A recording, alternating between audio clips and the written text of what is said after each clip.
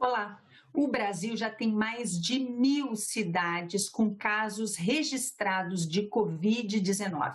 Em um estudo realizado recentemente pela Universidade de São Paulo, em parceria com várias universidades pelo país, e divulgado também recentemente, estima que o número de infectados possa ser até 15 vezes maior do que o registrado oficialmente. Sobre combate à pandemia, a gente conversa no programa Argumento, que está começando, com o senador Marcelo Castro, do MDB do Piauí, ele que, além de médico, é ex-ministro da Saúde. Senador, muito obrigada por conversar com a gente. O senhor me escuta bem? Escuto sim. Estamos aqui contribuindo para a redução da disseminação do coronavírus, o senhor aí na sua casa, eu aqui na minha. Eu começo perguntando para o senhor sobre esse estudo que mostra a subnotificação de casos no Brasil. E o que a gente vê é que o Brasil teve uma capacidade de teste, na média, muito inferior aos outros países, enquanto países como Estados Unidos estavam testando, até anotei aqui uma proporção, olha, 8.800 testes por cada milhão de habitantes, no Brasil não chegava a 300. Como a gente pode enfrentar uma pandemia com uma situação assim? Estamos meio às cegas? Infelizmente, estamos, Angela. Eu avalio o seguinte, que o Ministério da Saúde tem tomado boas medidas, de acordo também com os governadores de estado, os prefeitos, principalmente das grandes cidades, das capitais, e está havendo uma sinergia entre o governo federal, governos estaduais e governos municipais. Se cabe algum reparo, alguma crítica à ação do Ministério da Saúde, uma delas é exatamente essa daí. Nós estamos numa posição muito desconfortável, para não dizer constrangedora, no cenário da saúde mundial. Porque dos 15 países que têm mais problema do coronavírus, os 15 países principais do mundo, o Brasil é o que menos testa. Então, com todo o respeito ao Ministério da Saúde, que eu já fui ministro também, eu acho que aqui houve uma imprevidência. Nós não agimos com a rapidez necessária. Então, os testes rápidos, que foi o que fez com que a Coreia do Sul tivesse um índice muito baixo de contaminação, Singapura, fez com que a Alemanha tivesse um sistema que não está colapsado como a Itália, a Espanha e tudo mais. Eu acho que um fator preponderante aí foi os testes que o Brasil não fez. E nós precisamos rapidamente correr atrás disso daí, porque isso está trazendo uma grande subnotificação. Então, quando a Alemanha diz tem 100 mil casos na Alemanha, isso é real? Bom, a Alemanha está testando muito. Quando a Coreia diz tem 10 mil casos na Coreia, isso é real? Pode ser que está testando muito, mas nós não. Nós só estamos testando as pessoas que vão ao hospital e as que não vão. Por esse estudo, por exemplo, da Universidade de São Paulo, em parceria com a Universidade de Brasília e outras pelo país, quando eles divulgaram no dia 11, o Brasil tinha naquele minuto 23.430 casos notificados. Mas a estimativa do estudo era de 313 mil casos. E aí a pressão sobre o sistema de saúde começa a ficar mais claro. Aí eu pergunto para o senhor, o que precisa ser feito que ainda não foi feito? Bom, nós precisamos, nessas alturas, Ângela, olhar para o mundo. Nós já temos quase 4 meses de coronavírus acometendo os seres humanos, porque não há relato na história desse coronavírus acometer o ser humano. Então, nesses 4 meses, nós podemos dar uma olhada para o mundo e ver o que é que o mundo fez, quais os países que fizeram, que conseguiram enfrentar melhor o problema, e o que os outros países não fizeram ou que fizeram errado, que estão enfrentando com maior dificuldade. Então, de uma maneira geral, nós poderíamos dizer, os países orientais deram um banho no mundo ocidental. Eles têm muito menos casos por 1.000 habitantes do que os países ocidentais. E eles têm menos morte também do que os países ocidentais. Então, por exemplo, na Coreia, o índice de mortalidade dos contaminados é em torno de 1,6%. Na Alemanha, 2,4%. Está muito parecido, muito próximo. Na Itália, são 12%. Ou seja, de cada 100 pessoas, 12 morrem. Na Espanha, na França, no Reino Unido, em torno de 11%. Então, o que foi que esses países fizeram ou deixaram de fazer que os outros fizeram que tiveram o melhor resultado?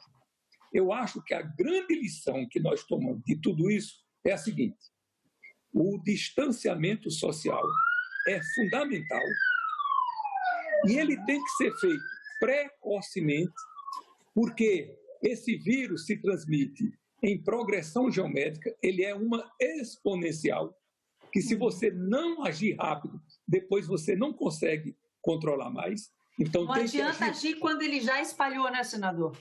Aí já perdeu o time.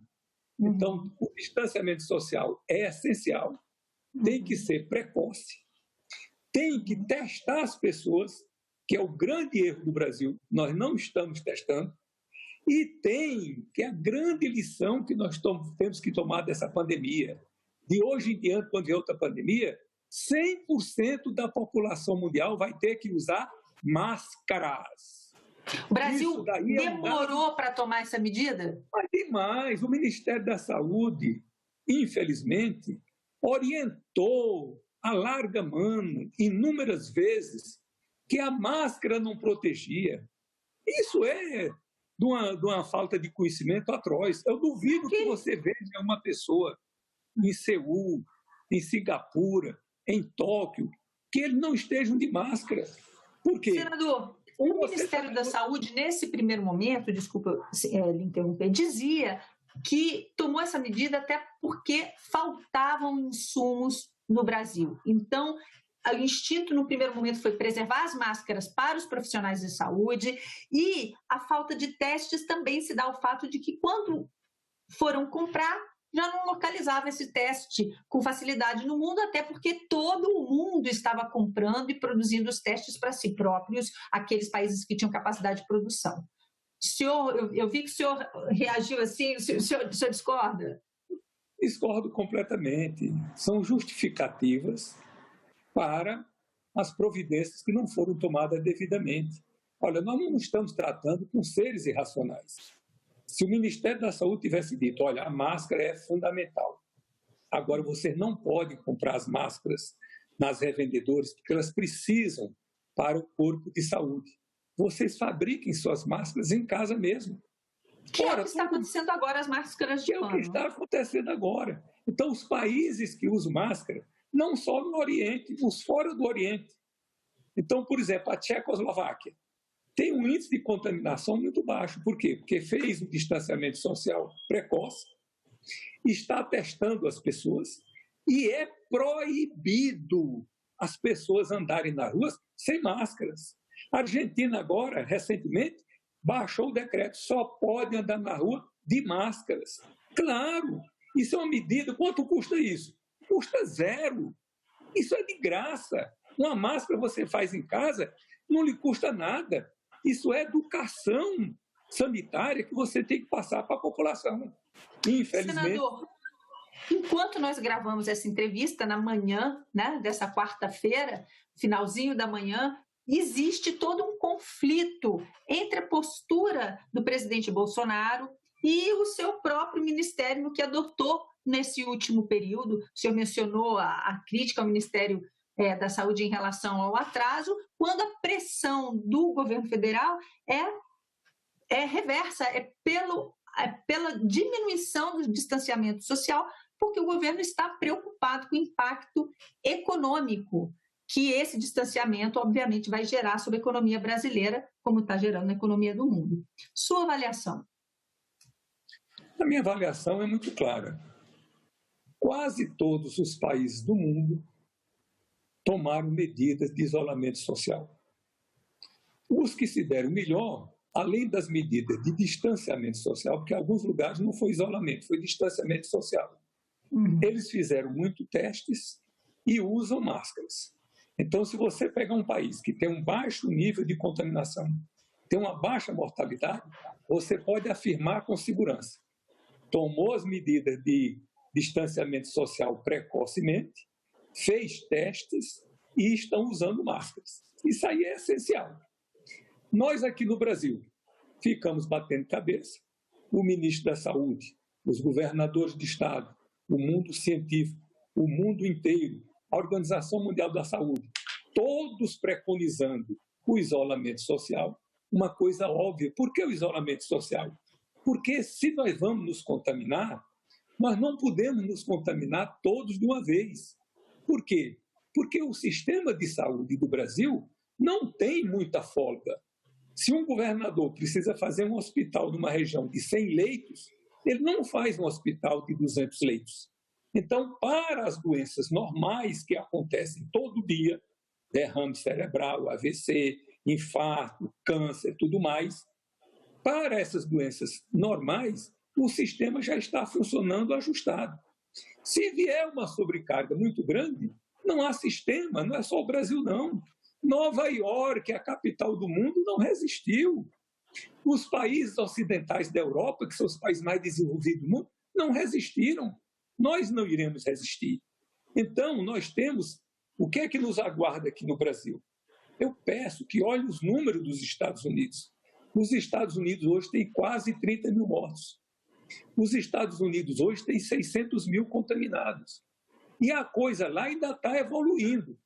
O Brasil tem 2/3 da população dos Estados Unidos. Nós estamos mais preparados que os Estados Unidos?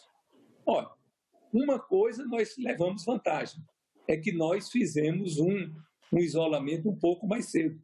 No próprio Estados Unidos, a Califórnia, comparando com o estado de Nova Iorque, o governador da Califórnia fez o isolamento cedo. Os casos na Califórnia são poucos. Nova Iorque atrasou para fazer, achando que não precisava. Aí está o problema que está.